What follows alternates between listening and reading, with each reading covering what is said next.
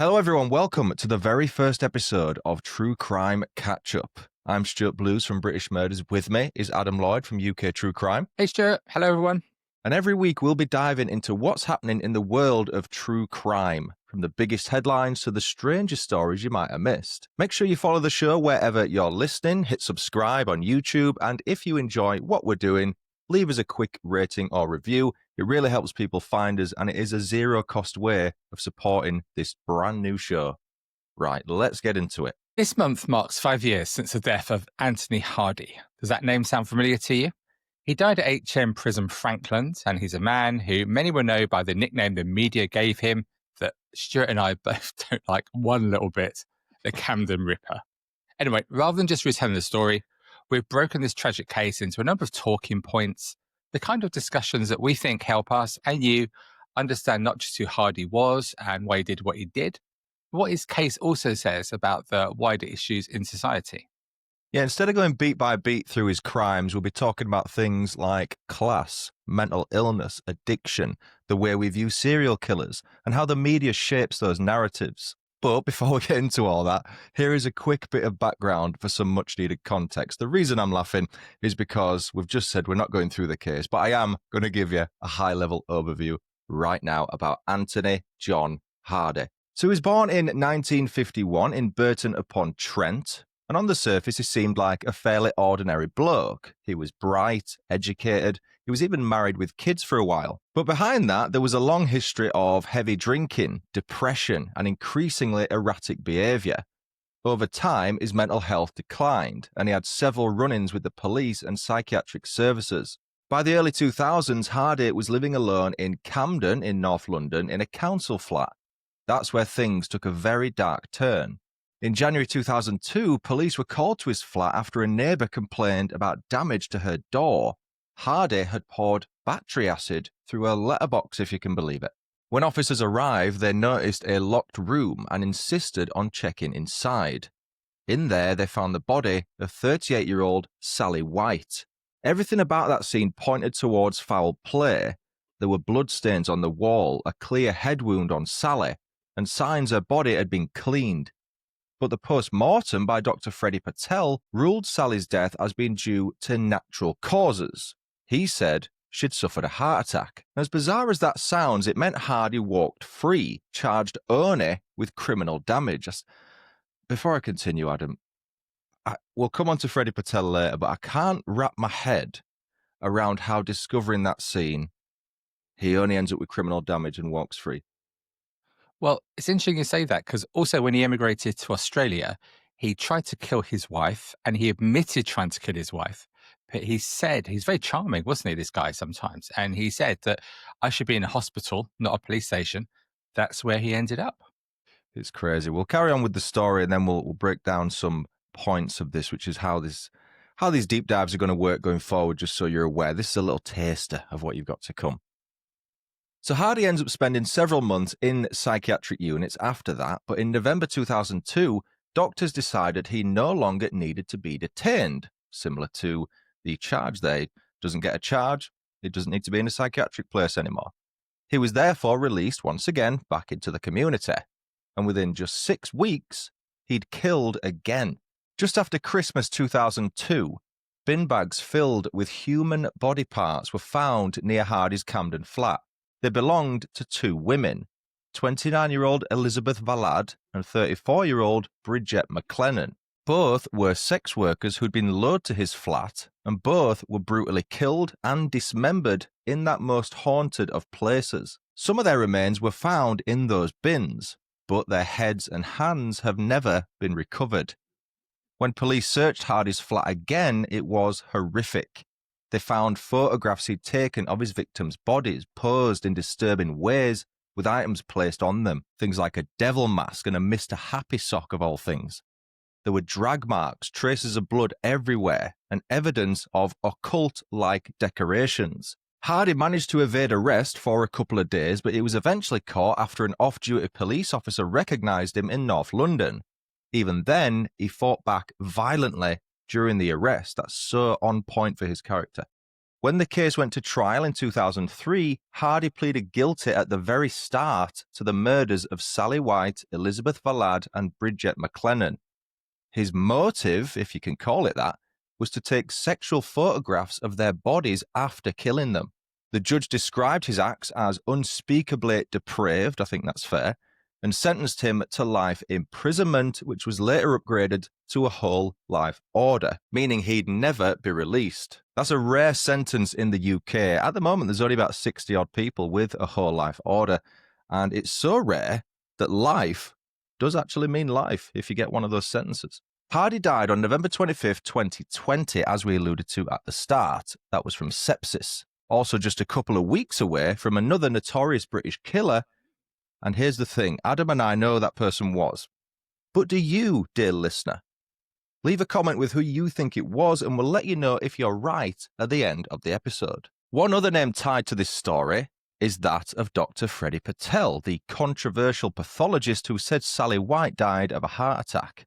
His misdiagnosis was so serious that it was later cited when he was struck off the medical register. That error effectively allowed Hardy to remain free and claim 2 more lives. So in short, this is a case that raises all sorts of questions about mental health treatment, the dangers of poor pathology, and how someone like Hardy could slip through so many cracks in the system. And of course, it's one that shows how tragically preventable those latter murders might have been had Sally's death been properly investigated first time round. Absolutely. And let's also think about some of the others that he may have killed, got away with, or tried to kill. So I mentioned his wife Judith when they were in Australia. And the thing about Hardy, when I read about him, it always strikes me that he thinks he's cleverer than everybody else. He always thinks he can outsmart the police. And his method of trying to kill his wife was to freeze water. Then he could hit her over the head with the frozen water. Then it could all defrost and he would get away with the perfect crime. But as he actually did carry this out. But one of the children, I think, woke up and started screaming and the police came. But I say, we see this a lot with serial killers. They do get away with things. They have that streak of luck. But I've also been reading about other potential victims. So Professor David Wilson, a guest on our most recent podcast from CrimeCon.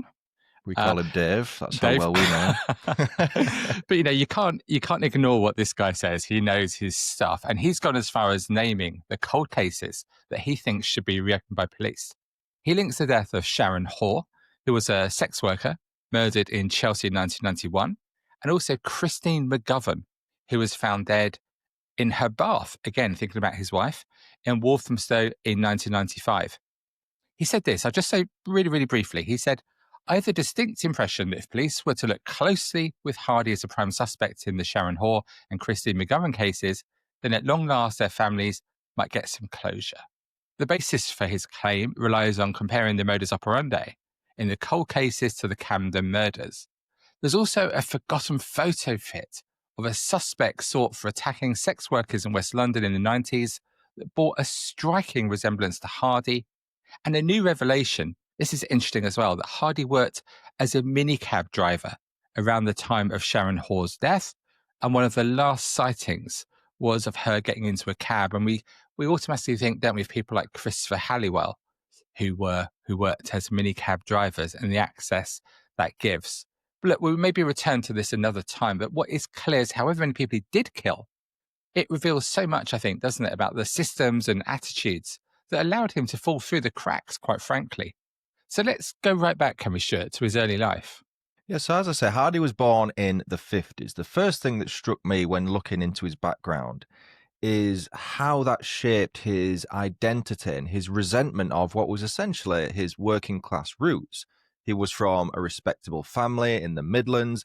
They worked hard. Again, this is sort of 50s, 60s. You're growing up, a lot of people working, grafting really hard back then. But he didn't feel like he fit into that sort of system. He felt he was too clever for that. And to be fair to the guy, he was pretty clever. He was university educated. I believe he went to, it's one of the best universities in the world where he attended. So it's not like he just went to any old institution. This was the best of the best. He had aspirations of being more, not necessarily upper class, but let's say middle class. He went on to get married. He had engineering jobs, kids, everything that indicates success. But then after you go over the peak, then comes the trough. You've got alcoholism, you've got divorce, you've got job loss, resentment comes back in. I was cautious what your thoughts were about this working class resentment, because you don't often see it, but you can kind of perhaps understand that if he felt that he was too clever than, let's say, working a job such as his parents. Yeah, absolutely. Because his dad was a coal miner, wasn't he? And just so you know, my granddad from the Stoke area was a coal miner. And in those days, your children were expected to be coal miners too. And Hardy didn't want that. So my grandparents' children, their three sons, my dad became a headmaster. One of their other sons became a bank manager, and the other son became a senior civil servant. So it's similar in a sense, isn't it? Sometimes that what you've got when you're brought up, you want, like you do for your children, I do for mine. I want them to have to do better than me. Obviously, it's much easier for your children to do better than you, than me, Stuart. But it's the same it's the same principle, isn't it? But when we look at this, there's other serial killers, aren't there, in Britain? That we can see similar patterns, can't we? We can, and it's always the ones that seem to be multiple murderers for some reason. And it's always the ones that end up with one of these media monikers, which we'll come on to later in the episode. First example, Dennis Nilsson. Again, educated, spoke well, pretty introspective. He lived on his own, North London flat. He lured victims there. He kept their bodies there. And again, this is a guy who was motivated by control, loneliness, and other tendencies that, for the sake of YouTube's policies, I won't say what he did to said people. He was a sadist, basically. And like Hardy, he was into rituals about death, the occult, possession, all this kind of weird stuff. You move on to Stephen Griffiths. Again, I'm not going to use, we will talk about monikers. I'm not going to use them for the sake of this. He was highly educated. He had a PhD in criminology at the University of Bradford and a deep interest in serial killer psychology and violence. There's narcissism there, detachment from reality. And you touched on Hardy using the ice weapon to think he was too clever to get away with murder. Griffiths, he thought he was too smart, even though, if you know that story, he's literally on CCTV after committing one of the murders, giving the finger to the camera. He still thought he could get away with it. You've got Colin Ireland, again, intelligent, but pretty directionless, drifted between jobs, identities. His target were, instead of female sex workers, he targeted gay men, again in London, the country's capital. And this was for control and notoriety. He felt empty and powerless. And when you're a narcissist to that level, and the one thing you crave is control and power, if you don't feel like you have that, the level of extreme violence you're prepared to go to achieve that, as a normal person, I can include you in that, I suppose, but certainly for myself as a normal guy, that just beggars belief. Yeah, it's really hard to understand. The one that I've really focused on is Stephen Griffiths. Yeah, I've read a lot about him. And again, I'm just astonished how he managed to get caught through such basic. It's basic. Is it the arrogance in the end? When you don't get caught for so long, does the arrogance levels rise? Is that what it is nearly all the time? I think it must be because, again, if you don't know the case, there is a pretty famous still image from that camera I alluded to of him giving the finger. If that's not arrogance defined, I don't know what. I think they just don't ever think they'll get caught, whether they believe they're too important to get caught, they're too clever to get caught. There's something there. They just think they're above everything and they can't be touched. There's another talking point in this case that I must say, just me personally, is one I always feel relatively uncomfortable talking about. And that is the point of mental illness versus responsibility, and especially for these extreme crimes. What are your thoughts on this, Stuart? Well, there's a term that is probably outdated now, but it's that you've got nature versus nurture, right? But this is a different one. You've got, were they mad or bad? Now, the term mad has a lot of negative connotations. It's outdated, as I say. The problem comes with culpability, though. If someone's suffering a mental health disorder, whether it's a schizoaffective disorder, a personality disorder, for me, none of that excuses murder. But when you're trying to explore justification for it, I think it's important to understand what could have driven this person to do this abhorrent thing. And it doesn't justify it, as I say. The concern for me is, and it still happens, even though this was a few years ago now, it still happens all the time.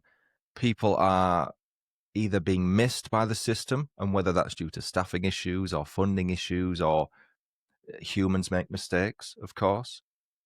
It's the fact that with Hardy especially, the Dr. Patel thing is in and itself just a catastrophic mistake, but to be released from a psychiatric centre because they think he doesn't need to be there anymore, it makes you question, well, was that because they just needed room for someone else, or did they genuinely think he was cured?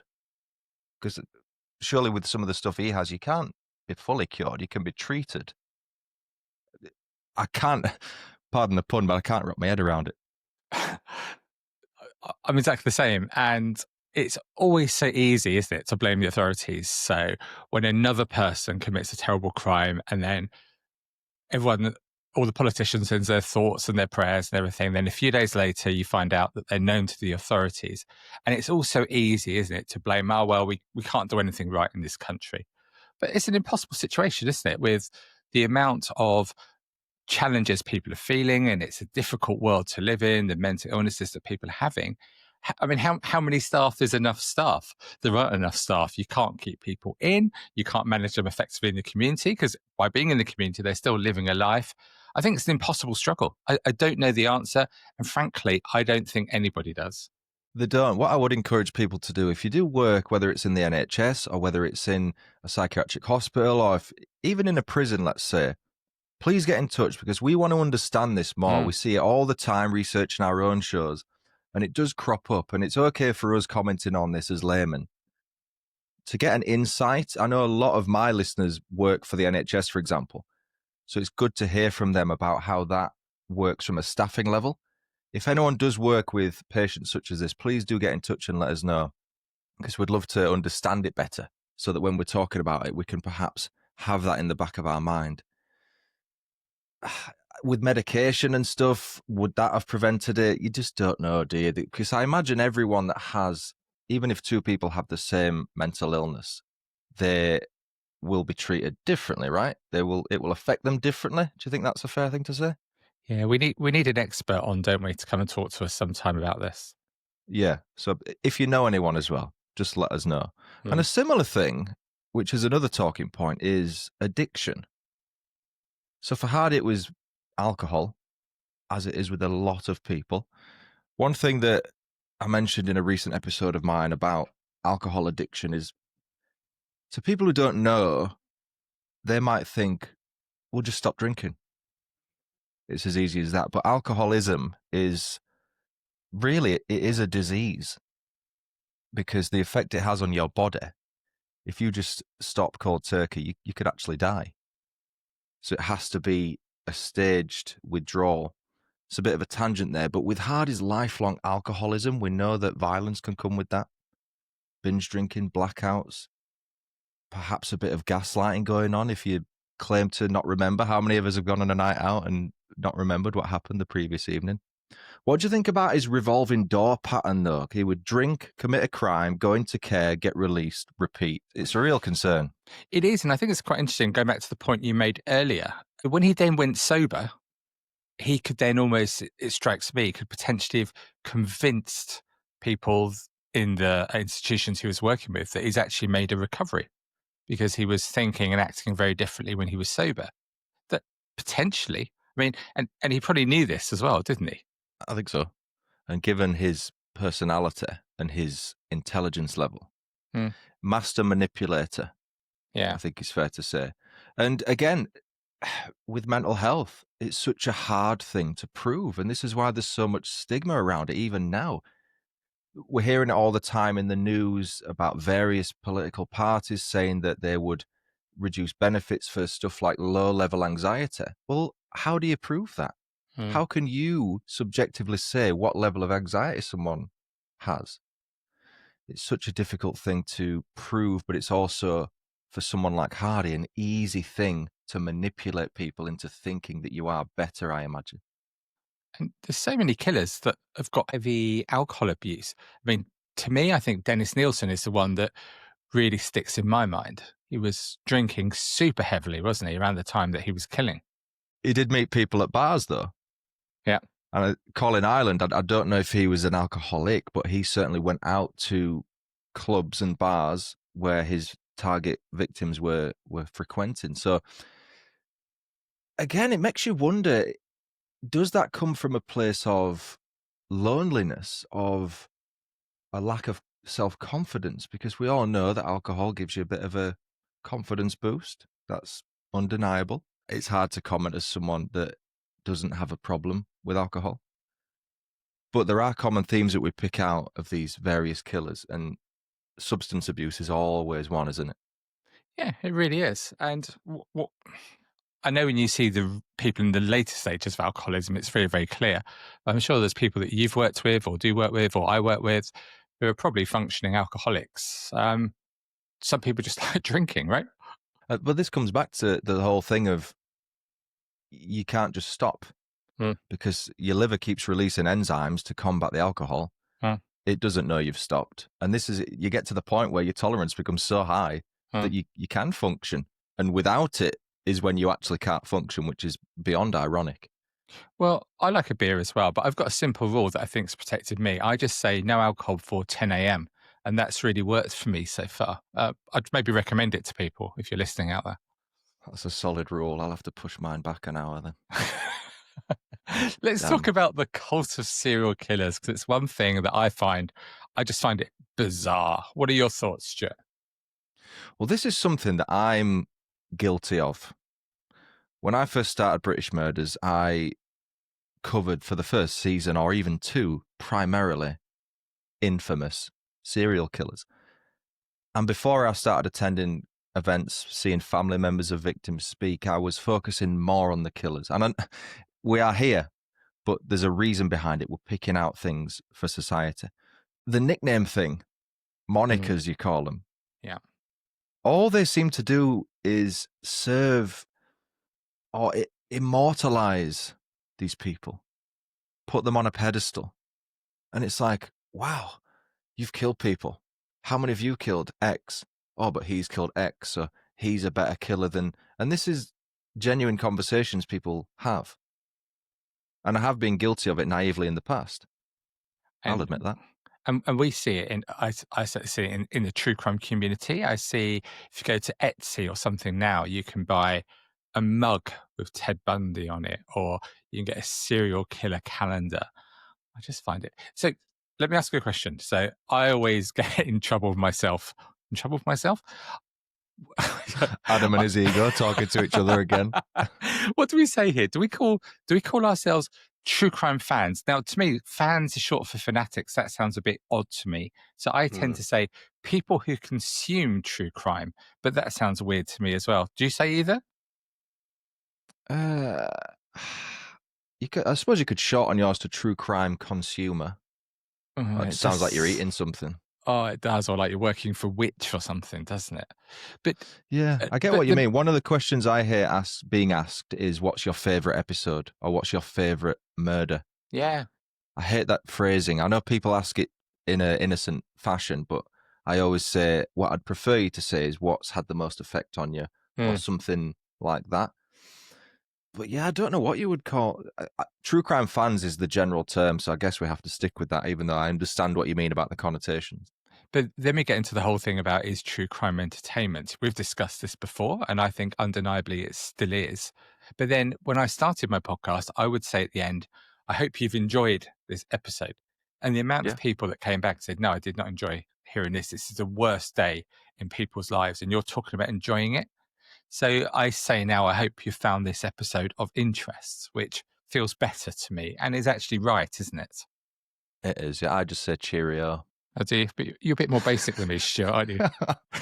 I'm more basic, more northern, less intelligent, but better looking, and have more hair. Oh well, this is in fact. So just before we started today, Stuart had the nerve to be moaning that he needed a haircut and he can't get into his barber. I mean, how's that for a dig? I mean, goodness gracious me. My Goodness barber me. is packed to the rafters. I've got another week to wait, so these first few episodes I could at least trim my beard. That's something I could do.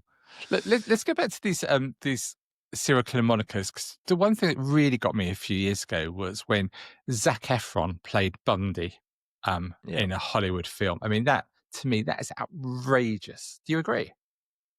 I do. I didn't watch it, not out of principle. I'm just not a big Zac Efron fan. I've got nothing against the guy. I'm just, High School Musical. I know it was your jam, but it wasn't mine. But we're seeing this more and more often, aren't we? And we've had the recent Ed Gein series with Charlie Hunnam, which personally, I think is terrible. Forget the moral side. I just think it's a bad show because it's just so inaccurate. But you've got to look at the consumption figures.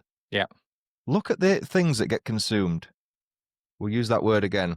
Netflix. Yeah. Monster. Ed Gein. Yeah. Jeffrey Dahmer. Yeah. The guy from American Horror Story played him. I forget his name.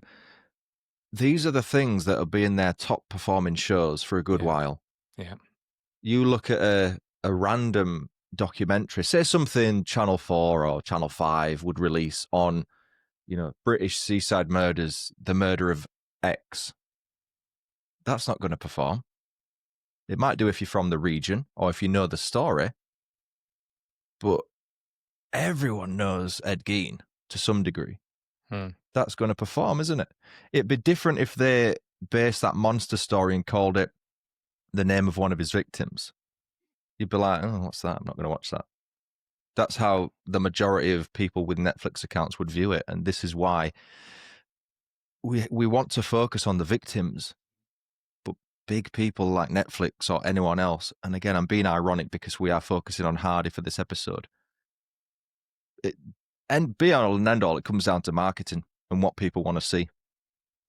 I understand why, though. I understand why they want to see it, because it's fascinating to hear about something that's so out of the realm of ordinary to the point where it's almost feels fictional, like a movie that you're watching. Truth is so often stranger than fiction. But I think we have to remember that these things did happen, and that can be hard to put a line between. It's very blurred, I think. So the press release for this show, I'll just put UK true crime podcaster, Slate, Netflix and Hollywood. Is that right with you, Stuart? That's fine, because UK True Crime is the name of your podcast, so that'll work out. Is there anything else? Is there anything else we need to discuss today in our coverage of Anthony Hardy? I think we just need to quickly pick up on Dr. Freddie Patel, the disgraced pathologist, because when you say, could this have been prevented? Realistically, you can't say for certain, but 2 murders, in theory, could have been prevented. That's the latter 2, because if Dr. Patel had done his job and not ruled Sally White's death as being natural, which, knowing her injuries and how she was found and where and the person whose flat she was found in, for him to say that she died of natural causes is beyond pathetic. Talk about professional negligence. Well, it takes me back to the Stuart Lubbock case that listeners will be familiar with, although Michael Barrymore was never found guilty of doing anything. Of course, it took place at his house, and the pathologist there just dismissed it, as I recall, as drowning, whereas really this guy was violently attacked and murdered Stuart Lubbock. And that almost set the agenda. A lot of what we've spoken about today, that set the agenda for the media coverage. It was managed by people connected in that world. So out there, I talk a lot in my podcast about reports in court. You can hire if this expert doesn't give you the right conclusion. Look, if you pay enough money, I would argue cynically, you can get another report saying something else from another expert. And it's a lot of this thing about these cult of experts, isn't it, we talk about nowadays. You can always find someone that can give you the right information that you're looking for. But professional negligence, it's such a rabbit hole to go down, Stuart, isn't it? It really is. It is, because the broader question, I suppose, is, can a system ever truly predict who will kill again? Because it's hard to lay the blame at whether it's social services, whether it's psychiatric institution, whether it's the police, for letting someone free, because ultimately the choice to take someone else's life lies with and always will the person who carries that act out, right? Yeah. So we're not trying to pass blame here No. or justify anything. The only person responsible for killing those women was Anthony Hardy. Yeah. End of. Yeah. And it's important that we remember Sally, Elizabeth, and Bridget as women who, you could argue they were failed by systems, but ultimately they were failed by one man, the man who chose to take their lives. And it's them who we are ultimately remembering by talking about these issues within this episode today. Yeah, absolutely. And it's always the way, isn't it? And I find it's been pretty useful for me to actually remember all this stuff about Hardy. You notice that we never refer to him as the Camden Ripper, and we never, ever will. Yep, exactly. I might be wrong, but apart from maybe at the start, is that the only time I've actually said that? I mean, the word Ripper, we just need to get rid of it from our vocabulary, don't we? It's ridiculous. And it comes back to the comparisons between how many's he killed and how many's he killed. Well, he's the Ripper. Well, he's the Slayer. Well, he's the Slasher. Well, he's the Ripper. It's like, we need to grow up. Yeah, he's the low-life inadequate who couldn't handle life. That's who he really is. That is who he is. And that's where we will leave it for this deep dive episode on Anthony Hardy. As you can tell by our chat conversation there, it's a case that still sparks debate, not only about the killings and the brutality, but about stuff like class, mental health, and the systems that managed him, and could they have done better? If you've got thoughts on anything we have discussed, whether it's the role of the media, the mental health system, serial killer culture, we'd love to hear them. Please drop us a comment on YouTube, or you can send us a message on Instagram or Facebook. I think you can email us, actually. We've got a link on our Instagram where you can send us an email if you wish. Please be kind. We do have new episodes every single week. There's 3 to choose from right now, as we've dropped. This is 1 of 3 episodes, so listen to the others. Make sure you're following us and leave us a rating review if you're so kind. It doesn't cost you a penny, and it really does help the show grow. Thanks for catching up with us. We will see you next time for another True Crime Catch-Up. Cheerio.